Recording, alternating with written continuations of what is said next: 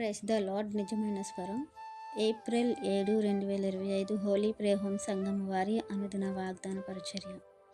నీవు నా దృష్టికి ప్రియుడవైనందున గనుడవైతివి. యెషయా గ్రంథము 43వ అధ్యాయము 4వ వచనము. ప్రియమైన దేవుని వారలారా, ఇశ్రాయేలు జనాంగాన్ని దేవుడు ఎంతగానో ప్రేమించున్నారని మనకు తెలుసు. ఆయన వారిని తన సొత్తైన జనులుగా, తన సొంత పిల్లలుగా స్వీకరించి వారి ద్వారా దేవుని యొక్క ఉద్దేశాలను నెరవేర్చుకోవాలని, వారి ద్వారా దేవుని యొక్క సంకల్పాన్ని దేవుడు చేయించుకోవాలని ఎంతగానో తపన పడినప్పటికీ కూడా వారు దేవునికి వ్యతిరేకులవుతూ వస్తూ ఉన్నవారు.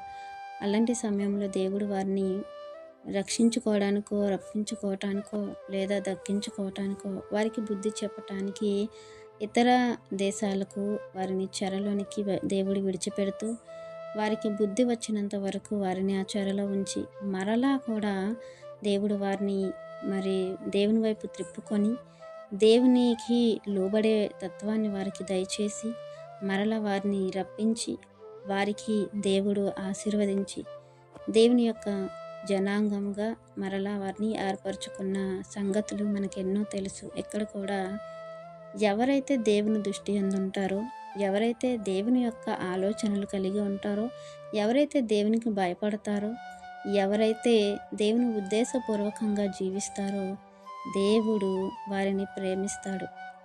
వారు దేవునికి ప్రియులై ఉంటారు. ఆ ప్రియులుగా ఉన్న ప్రతి ఒక్కరిని కూడా దేవుడు ఘనపరుస్తారు. ఇక్కడ దేవుని దృష్టికి ప్రియుడైనందున అతనిని ఘనపరిచారు.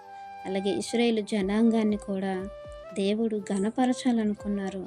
దేవుని యొక్క ఆలోచనకు తగినట్లుగా వారిని వాడుకోవాలనుకున్నారు. దేవుడు వారిని అమితంగా ప్రేమించారు.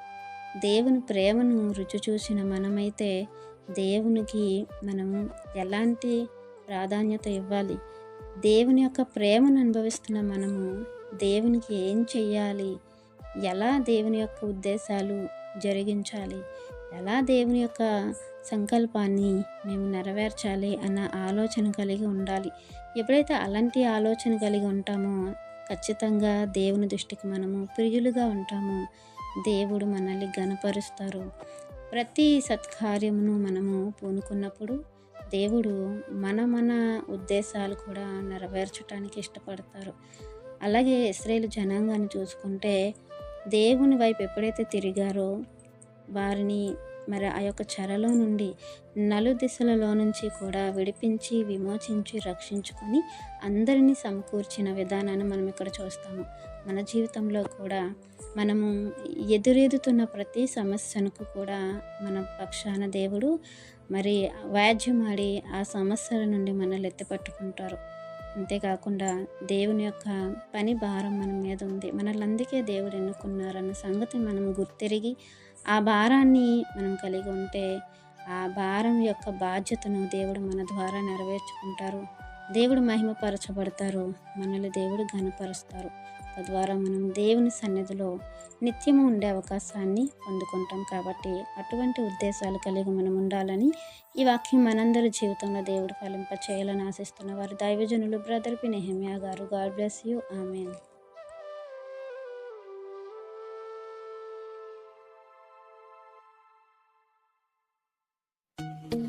Hi friends, Holi prayer home Gajuwaka సంగమ వారు మాట్లాడిన విలువైన దేవుని సందేశములను మీరు వినటానికి మా యొక్క యూట్యూబ్ ఛానల్ హోలీ ప్రేయర్ హోమ్ను సబ్స్క్రైబ్ చేసుకొని పక్కనున్న బెల్ ఐకాన్ క్లిక్ చేయగలరు.